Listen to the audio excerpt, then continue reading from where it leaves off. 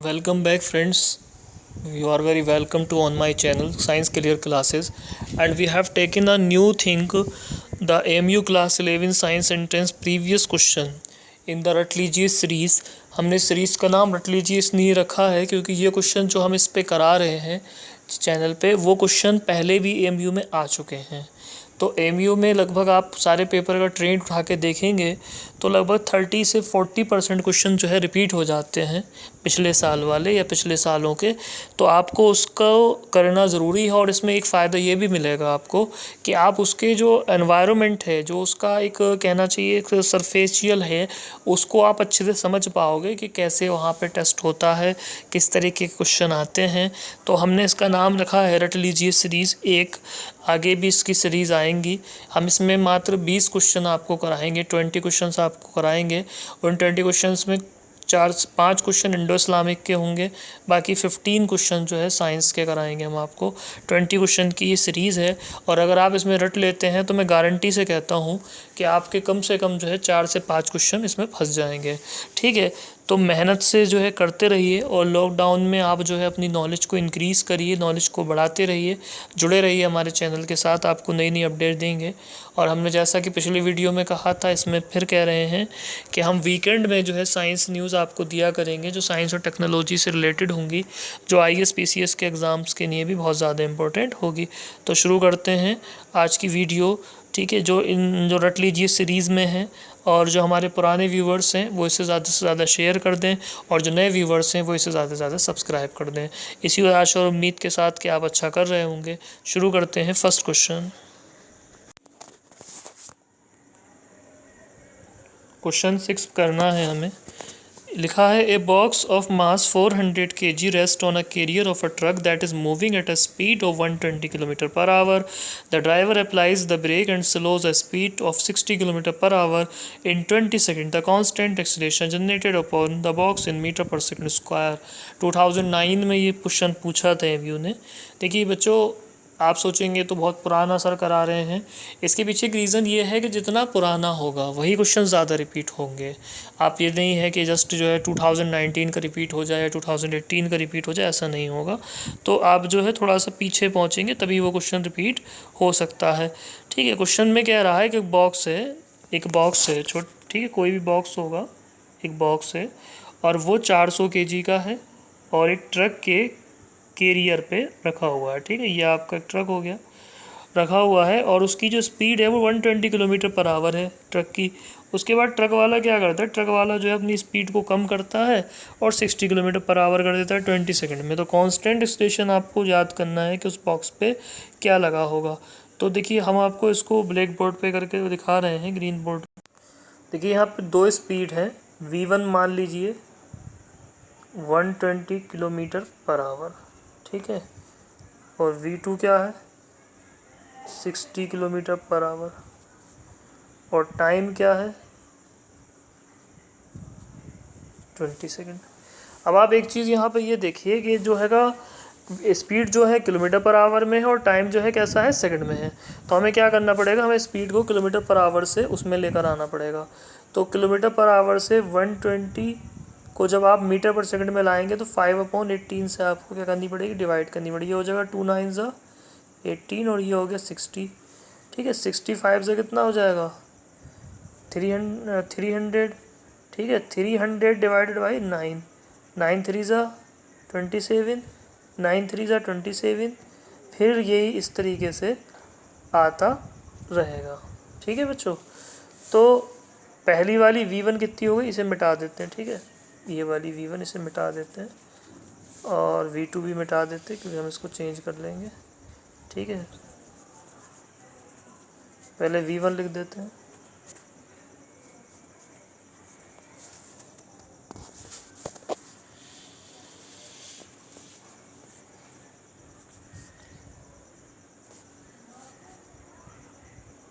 Thirty 33.33 metre per second. V2 कितना है 60।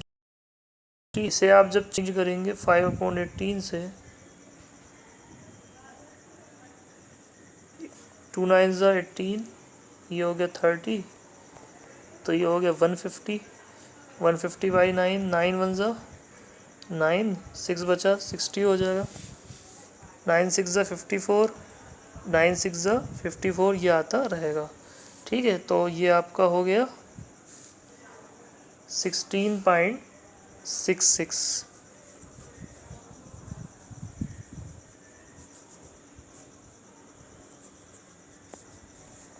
ठीक है,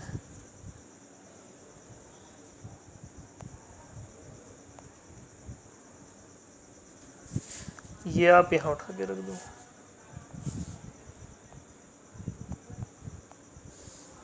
ठीक है,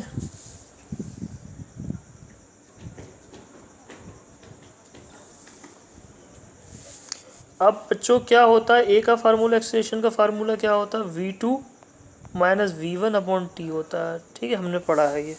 अब v2 हमारे पास क्या है, 33.33 माइनस 16.66 डिवाइडेड बाई 20। ठीक है, हम इसे थोड़ा सा आगे कर लेंगे साफ करके। 33.33 माइनस 16.66 डिवाइडेड बाई 20। ठीक, आप इसे जब माइनस करेंगे तो ये हो जाएगा 13 में 6 गया, आपका 7 बचेगा। ठीक है, ये आपका 12 रह जाएगा, और 12 में से जो है 6 निकालेंगे तो कितना रह जाएगा, 6। ठीक है, और ये आपका हो जाएगा, इधर रह गया आपका 2, तो 2 में से 6 जाएगा नहीं, 12 में 6 गया, 6 बचेगा। ठीक है, और ये आपका रह गया 2, 1 में से गया 1। ठीक है, और ये बचा आपका 20। ठीक, ये इसको जब डिवाइड करेगा तो ये डिवाइड चली जाएगी 0.8, क्योंकि 60 में जाएगी, 67 है। ठीक है, तो ये हो गई 0.83। ठीक है, अब ऑप्शन देखेंगे हम पहले।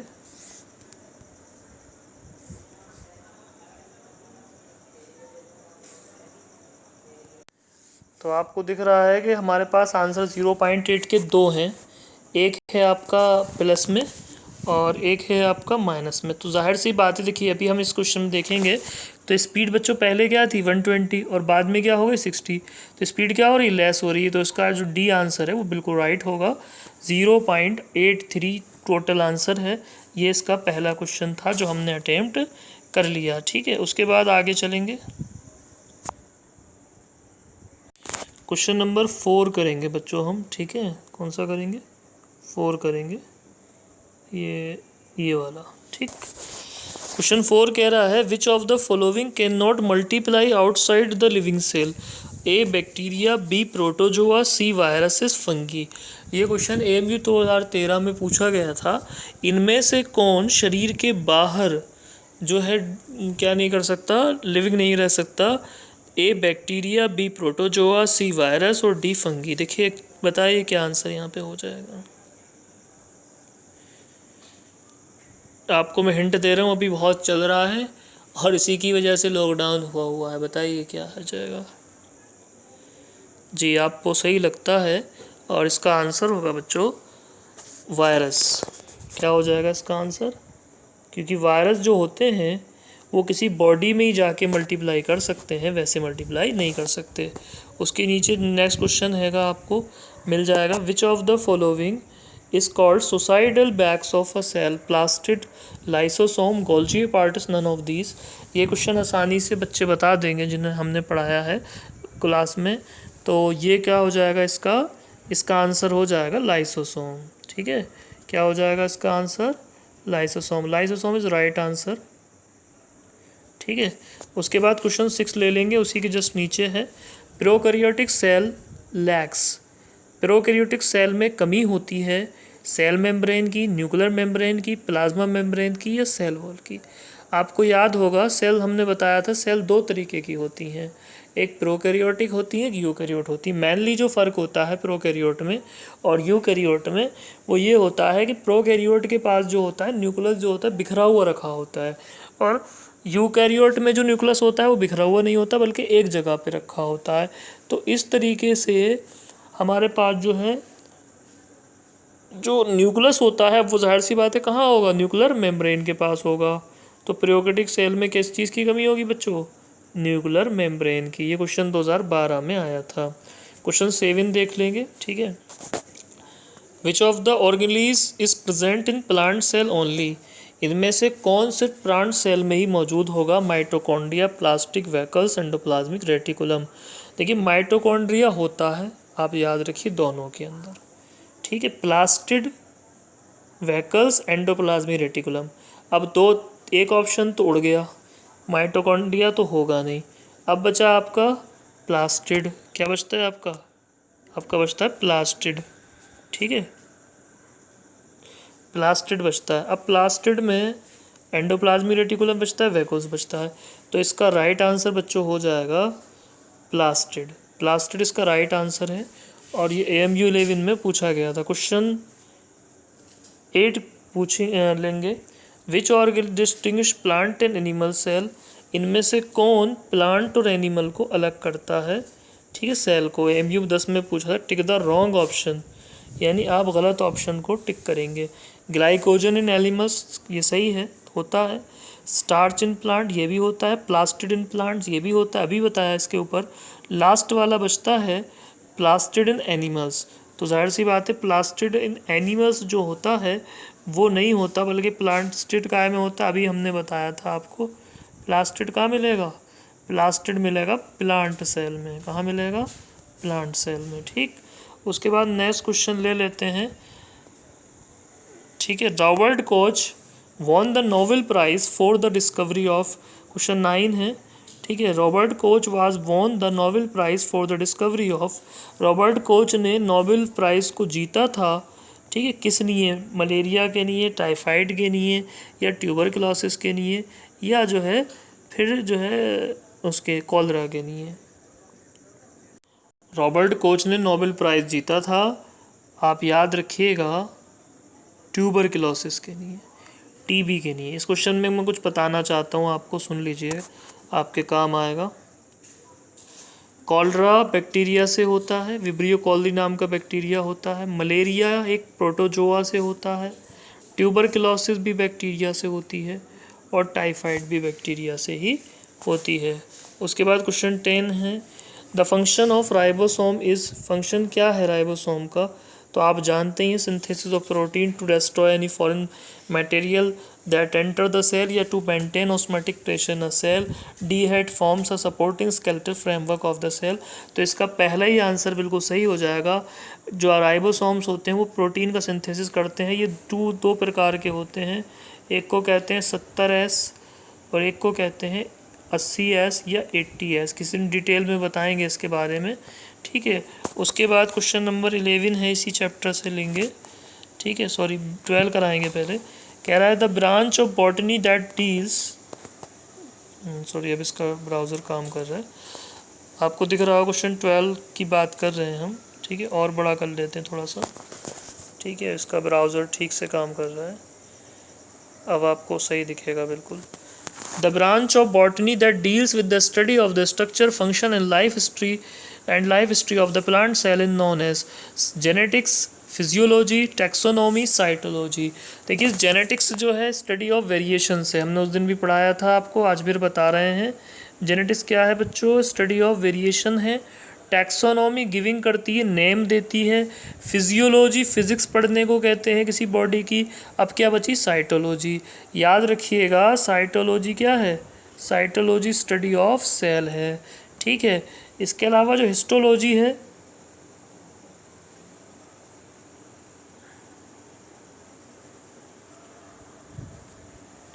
जो हिस्टोलॉजी है वो आपकी स्टडी ऑफ जो है वो आपकी स्टडी ऑफ टिश्यू होती है। तो इसका जो डी ऑप्शन है वो बिल्कुल सही हो जाएगा। क्वेश्चन 13 है, आसान सा क्वेश्चन है, आप बता देंगे इसका जवाब। The cell word first discovered by Robert Hooke in the year A1665, A1674, AC 1831 और D 1839। तो इसका जवाब आप अच्छी तरीके से जानते हैं, इसका आंसर होगा 1665, ठीक है। उसके बाद लास्ट क्वेश्चन लेंगे इस चैप्टर से।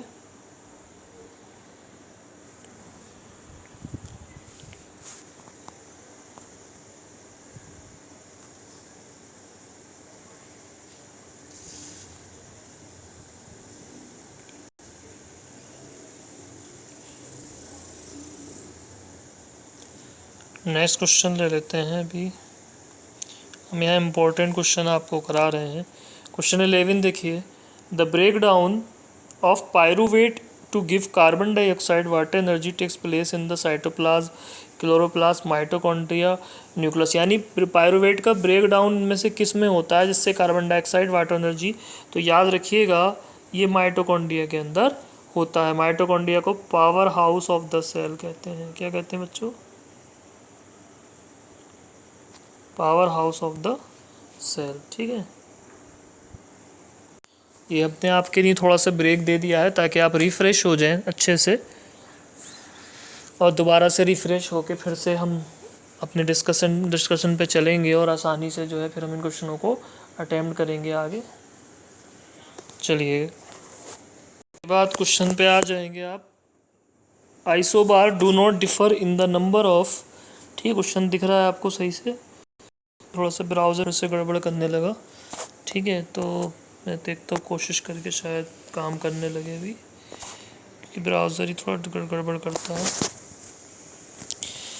ठीक है, तो नहीं हो पा रहा अभी। चलिए मैं क्वेश्चन पे टिक लगा दें जैसे कर रहे हैं हम। Isobar do not differ in the number of proton, electron, neutron और न्यूक्लियस। इनमें से जो जिनके नंबर डिफरेंट नहीं होते हैं आइसोबार में, वो जो है आपको बताना है। तो प्रोटॉन तो जाहिर सी बात इलेक्ट्रॉन को उसको शो करते हैं एटॉमिक नंबर को, तो ये तो डिफरेंट हो रहा होगा। इलेक्ट्रॉन्स भी प्रोटॉन एक ही चीज़ है, तो संख्या किसकी नहीं बदलती होगी इसमें? संख्या जो है किसकी नहीं बदलेगी इसमें? संख्या जो है न्यूट्रॉन की संख्या लगभग जो है कैसी होती है? सेम होती है, जिसकी वजह से जो है इसके अंदर डिफरेंस आते हैं। तो इसका आंसर जो होगा बच्चों वो सी होगा, न्यूट्रॉन। ठीक है, उसके बाद कह रहा है which of the following element does not show any isotope. इनमें से किसका आइसोटॉप नहीं होता? Carbon, hydrogen, argon, chlorine. याद रखिएगा हमेशा जो इनर्ट गैसें होती हैं, इनर्ट गैसें आप कौन सी होती हैं बच्चों? इनर्ट गैसें थी, हमने आपको बताया था हीलियम, नियॉन, ठीक है, आर्गन, क्रिप्टॉन और जीनॉन। ठीक है, इसकी ट्रिक भी थी हीना, नीना और करीना, जीरोक्स की रानी। उसके बाद 3 जो है the number of electron in the M shell of potassium. तो इसका जो आंसर हो जाएगा, सॉरी मैं आंसर बताना भूल गया यहाँ पे, इसका आंसर हो जाएगा बच्चों आर्गन। क्या हो जाएगा इसका आंसर? आर्गन। उसके बाद जो है क्वेश्चन 6 पे देखिएगा ध्यान से। ठीक है, थोड़ा सा, existence of neutron was determined by, demonstrated by Chadwick, J Thomson और रदरफोर्ड, नील्स बोर। तो आप जानते ही हैं कि जो न्यूट्रॉन की एग्जिस्टेंस थी वो चैडविक ने दिखाई थी। ईंट पर नाच से भी इसको आप याद रख सकते हैं। क्वेश्चन नंबर 2 पे देखिए, हम टिक कर दे रहे हैं ताकि आपको याद रहे कि हम कौन सा क्वेश्चन कर रहे हैं। ये वाला Na2SO4 plus BaCl2 equal to BaSO4 plus 2NaCl। The above reaction, a combustion reaction, a combination reaction, displacement और डबल डिस्प्लेसमेंट। AMU 14 में क्वेश्चन आया था। तो देखिए दोस्तों, इसमें Na2 जो हो रहा है Ba कर रहा है उसे, यानी Na2Cl के साथ मिल जाता है और BaSO4 के साथ। तो ये कैसी हो गई बच्चों? डबल डिस्प्लेसमेंट हो गई। कैसी हो गई? Double displacement. एक क्वेश्चन और ले लेते जो इम्पोर्टेंट है इस चैप्टर का। 4th वाला क्वेश्चन देखिएगा, 2PbNO3 whole twice to 2PbO plus 4Na2 plus O2 a exothermic photochemical decomposition और डिस्प्लेसमेंट के इनमें से कौन सी रिएक्शन है? एक्सोथर्मिक है, फोटोकेमिकल है, डिकम्पोजिशन है और डिस्प्लेसमेंट है। तो ये कैसा है? ये आपकी जो है एक तरीके का डिकम्पोजिशन है, और डिकम्पोजिशन है और इसमें जो है क्या होती है, PbNO3 होल ट्वाइज जो होती है टूट जाती है। ठीक है, उसके बाद एसिड बेस कह रहे हैं mixing N acid with water in decrease in the concentration of H3O ions per unit volume, increase in the concentration of H3O plus ion per unit volume, the concentration of H3O ions per unit volume Riemann same, और absorption of heat. तो इसका right answer बच्चों हो जाएगा increase in the concentration of H3O plus ion. ठीक है, क्या answer हो जाएगा? Increase the concentration of H3O ions per unit volume. ठीक, हमने इस्लामिक कल्चर से 3 क्वेश्चन लिए हैं और 3 क्वेश्चन हमने जो है आपके करंट अफेयर से भी लेंगे हम। तो पहले हम इसके क्वेश्चन कर लेते हैं, ठीक है। थोड़ा सा बड़ा कर लेते हैं स्क्रीन को, और बड़ी हो जाती है तो ठीक है, बड़ी नहीं हो पा रही है, सॉरी।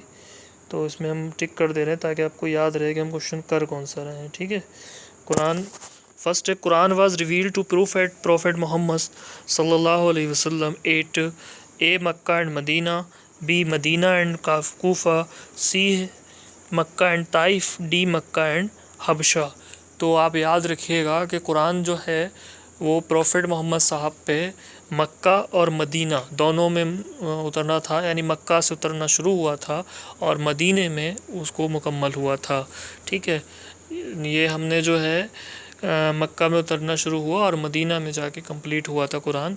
कुरान के बारे में भी थोड़ा सा आप पढ़ के रखिएगा क्योंकि कुछ ना कुछ क्वेश्चन वहाँ से आएंगे। AMU 14 में क्वेश्चन आया था, ठीक है। जैसे कि सूरतें कितनी हैं, सूरा कितनी हैं, तो 114 सूरतें हैं, ठीक है। कितनी मंजिल्स हैं कुरान में, इस तरह की चीज़ें जो है आप उसमें याद रखिएगा देख के, ठीक है। उसके बाद दूसरा क्वेश्चन है, battle of Uhud was fought in A, हाँ तो पहला वाला आंसर हो गया आपका, हमने बता ही दिया आपको। Battle of Uhud was fought in Medina, Mecca, Syria और डी कूफा। तो याद रखिएगा कि जो ओहद की कैपिटल वो बैटल थी, जंग थी मुसलमानों ने और यहूदियों के बीच हुई थी, और ये जो फॉट थी, ये जंग जो हुई थी, ये जंग हुई थी बच्चों मदीना के अंदर। कहाँ हुई थी? तो इसका ए आंसर जो है बिल्कुल ठीक होगा। उसके बाद कह रहे हैं वेयर इज़ द मस्जिद नबवी, ये भी MU 14 का क्वेश्चन थे तीसरा। तो वेयर इज़ मस्जिद नबवी, मस्जिद नबवी कहाँ है? तो मस्जिद नबवी जो है मदीना में है, ये आपका सी वाला आंसर हो जाएगा, ठीक है। क्वेश्चन नंबर यहाँ पर 12 देखना है हमें, इम्पोर्टेंट है। Who is the deputy chairman of planning commission? A Montek Singh Ahluwalia, doctor Manmohan Singh, Pranab Mukherjee, Sam Pitroda. देखिए बेटा, ये क्वेश्चन जो है, क्योंकि जाहिर सी बात है करंट अफेयर चेंज होती रहती है, तो 12 में पहले मैं इसके बारे में बता दूं थोड़ा सा ताकि आपको याद रहे। देखिए प्लानिंग कमीशन क्या थी? प्लानिंग कमीशन एक कमीशन होती है इंडियन गवर्नमेंट की, जो 1950 में इस्टेब्लिश की गई थी, जिसका काम ये होता था कि वो सरकार को प्लान करती थी, बताती थी कि हर 5 साल में, हर 5 ईयर्स प्लानिंग में आपको क्या करना है। तो ये अभी जो है 2014 में 2014 में ये चेंज हो गई और इसकी जगह पर एक नई वो उन्होंने बनाई है, उसे कहते हैं नीति आयोग। क्या कहते हैं? नीति, NITI से बोलते हैं इसको, ठीक है। मैं आपको दिखा रहा हूँ अभी, इसको बोलते हैं नीति, NITI, ठीक है। National institution of transformation India, याद रखिएगा इसकी फुल फॉर्म है national institute of transformation India, NITI Aayog बोलते हैं इसको अब, ठीक है। ये अब बदल गया है। तो उस टाइम पे के हिसाब से भी आंसर मैं बता रहा हूँ और अब के वाला भी बता रहा हूँ। इसके हिसाब से जो आंसर था उस टाइम पे, क्योंकि मनमोहन सिंह की सरकार थी, कांग्रेस गवर्नमेंट थी, UPA गवर्नमेंट थी उस टाइम पे, तो उस टाइम मोन्टेक सिंह आहलूवालिया इसका राइट आंसर होगा। लेकिन अगर अब ये क्वेश्चन आता है who is the deputy chairman of planning commission, तो इसका आंसर होगा अरविंद सिंह अडिग, ठीक है। अरविंद सिंह अडिग इसका आंसर होगा। उसके बाद इसमें एक अच्छा क्वेश्चन था, Sanchi, a town famous for its stupas in A Gujarat, Rajasthan, Odisha, Madhya Pradesh. देखिए ये है आपका सांची का स्तूप, ठीक। सांची के स्तूप क्या होते थे? सांची के स्तूप जो है फॉर्म्ड किए जाते थे फॉर, एक आप ऐसे मान सकते हैं टेम्पल्स ऑफ बौद्ध। बौद्ध धर्म कहाँ से आया? बौद्ध is started from the Kapil वस्तु, ठीक है। Siddharth was the son of the Kapil वस्तु किंग, सिद्धार्थ कपिल वस्तु के राजा के बेटे थे, ठीक है। And he was known as the in childhood known as Siddhartha, but after that when he got the light of the knowledge, then he will called Gautam Buddha. जब उन्हें लाइट मिल गई, उसके ज्ञान मिल गया, तो वो बुद्धा कहलाने लगे। और बुद्धा का भी मीनिंग लाइटेड ही होता है, यानी चमकने वाली चीज़, जिसे ज्ञान मिल गया हो। तो सांची का स्तूप कहाँ पर है दोस्तों? मध्य प्रदेश में है बच्चों, ठीक है। तो ये हमारे 20 क्वेश्चन की रट लीजिए सीरीज़ थी। इसमें हमने फिज़िक्स, केमिस्ट्री और बायोलॉजी को और साथ में इंडो इस्लामिक कल्चर को भी हमने आपके लिए शामिल किया था।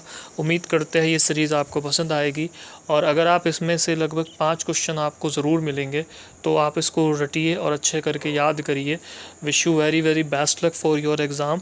तो रट लीजिए सीरीज़ में आगे भी क्वेश्चन आते रहेंगे और हम आपको क्वेश्चन रट लीजिए सीरीज़ के अंडर में कराते रहेंगे। तो जुड़े रहिए हमारे चैनल के साथ और इसको सब्सक्राइब और शेयर कीजिए ज़्यादा से ज़्यादा। Thank you very much to watch the full video.